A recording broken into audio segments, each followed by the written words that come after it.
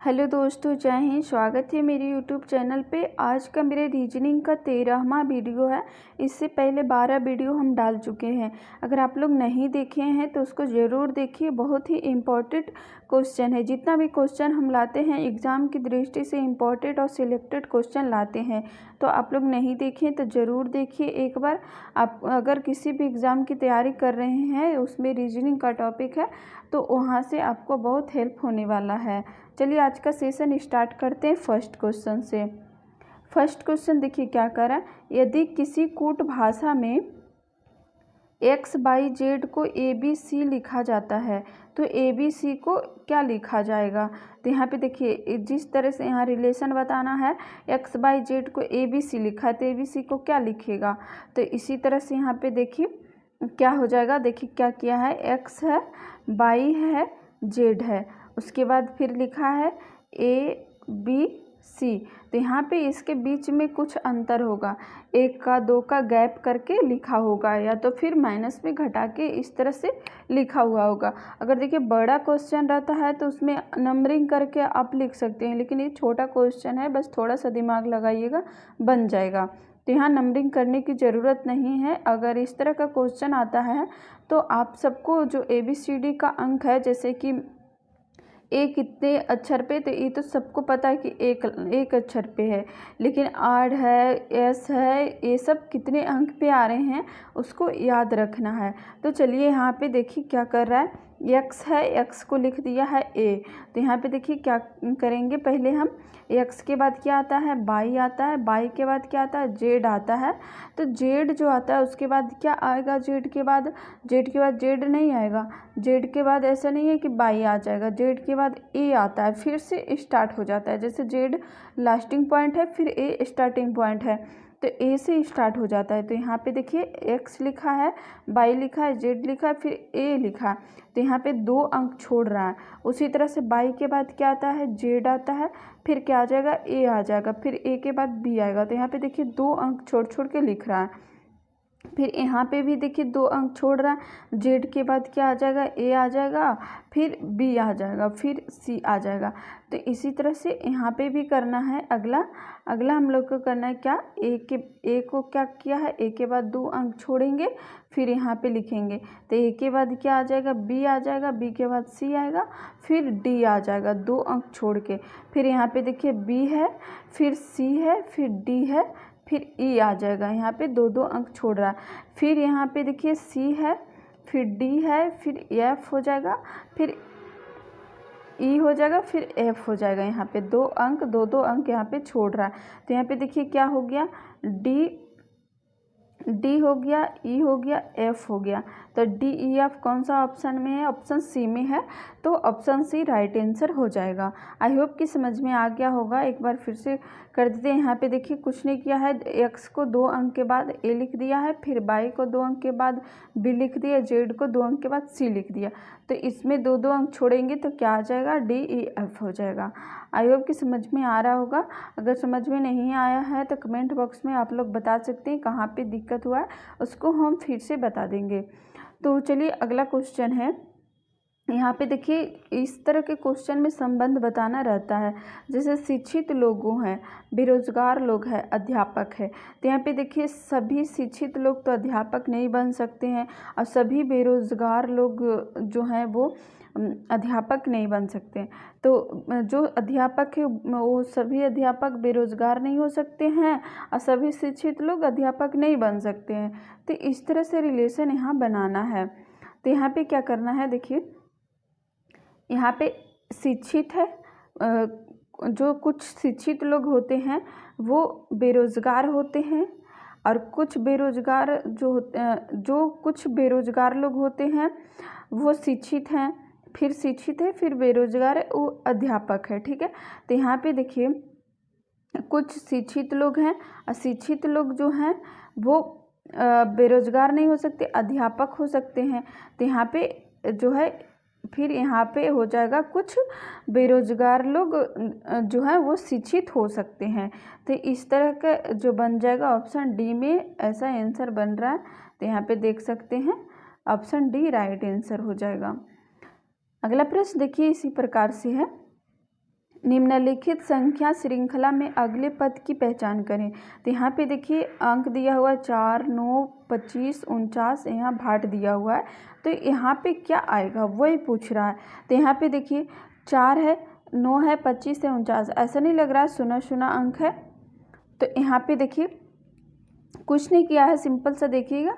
यहाँ पे देखिए 4 क्या होता है, 2 का स्क्वायर कितना होता है, 4 होता है। 3 का स्क्वायर कितना होता है, 9 होता है। 5 का स्क्वायर कितना होता है, 25। 7 का स्क्वायर कितना होता है, 49 होता है।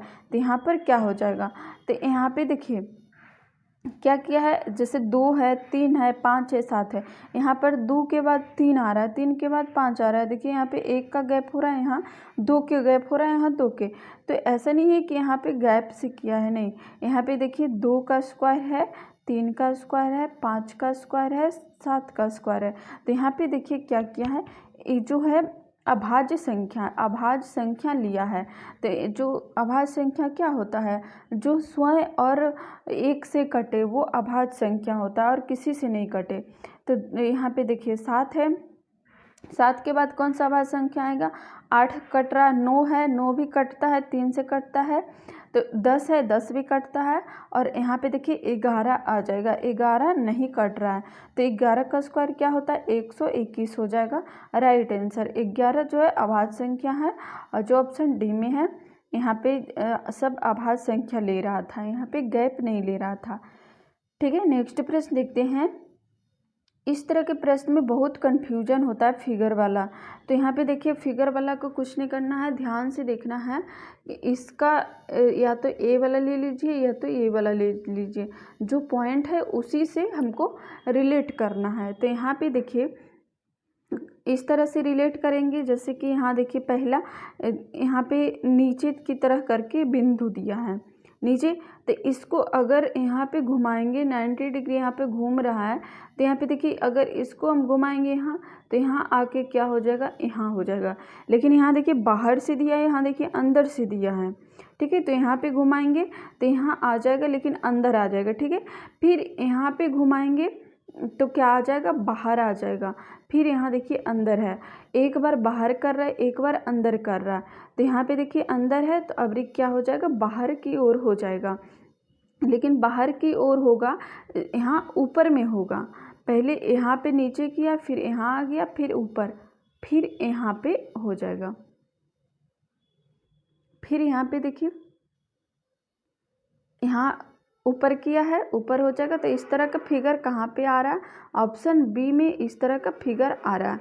तो यहाँ पे देखिए, फिर उसके बाद इसको देखेंगे, यहाँ एक कोना पे है, फिर यहाँ पे इस कोने पे आ गया, फिर यहाँ पे देखिए इस कोने पे, तो यहाँ पे है, फिर यहाँ पे। लेकिन ये चौथा फिगर में, तो यहाँ पे देखिए यहाँ पे होगा। तो यहाँ पे देखिए है इस तरह के। तो ऑप्शन बी राइट आंसर हो जाएगा। और यहाँ देखिए ऑप्शन से देख सकते हैं, एक ए वाला लग रहा है और यहाँ देखिए ए साइड में है, ए भी साइड में है। तो ए दोनों तो ऐसे छट गया, बाकी ए दोनों में रखना है। तो यहाँ बाहर बन रहा है, फिर अंदर हो रहा है, फिर बाहर हो जाएगा, यहाँ फिर अंदर हो जाएगा। तो यही वाला राइट आंसर हो जाएगा। नेक्स्ट प्रश्न है, दिए हुए विकल्पों में से लुप्त संख्या ज्ञात कीजिए। तो लुप्त संख्या क्या, 1 है, 2 है, 3 है। इस तरह के क्वेश्चन में देखिए जो सबसे बड़ा से रिलेट करके देखना होता है। कहाँ पे जैसे बड़ा हुआ है, या तो इस साइड बड़ा अंक दे सकता है, या तो नीचे साइड दे सकता है बड़ा अंक। तो यहाँ पे देखिए नीचे साइड का दिया इस तरह करके, तो ज़रूर इसमें कोई कुछ करके यहाँ पे लिखा हुआ होगा, या तो एक्स स्क्वायर किया होगा, या क्यूब किया होगा, या प्लस, या जो भी किया होगा। तो यहाँ पे देखिए क्या किया है, कुछ नहीं किया है, यहाँ पे बस सिंपल सा कर दिया है।